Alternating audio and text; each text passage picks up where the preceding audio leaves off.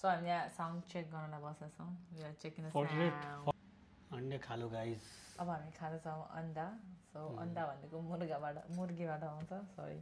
यो चाहिँ non fertilise है सो म चाहिँ नेपालमा नन फर्टिलाइज भन्ने अन्डा नै पाउँदैन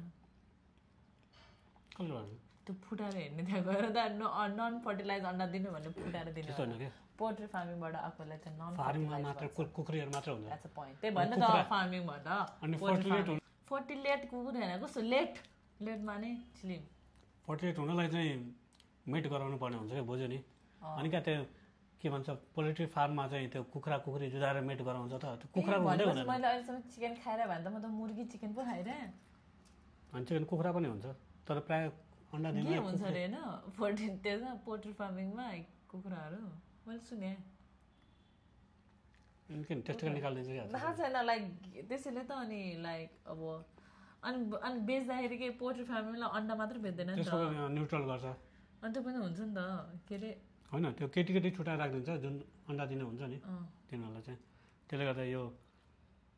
यानि भेजिटेरियनको श्रेणीमा आउने रिजन हो क्या तर प्रायः मान्छेले भेजिटेरियन भन्छ प्रायः मान्छेले मान्दैन भनेर हाम्रो घरमा त भेजिटेरियन छैन हाम्रो घरमा नन भेज हो अन्डा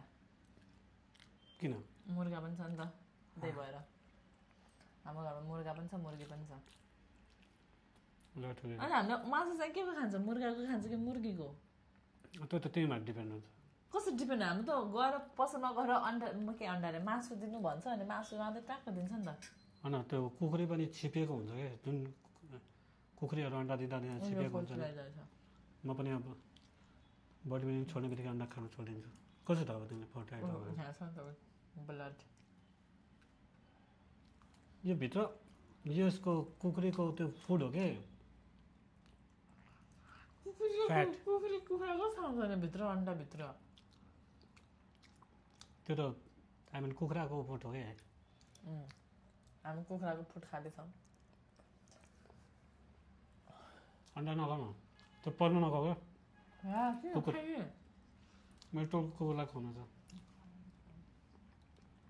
अरूको भात खानु हुँदैन क्या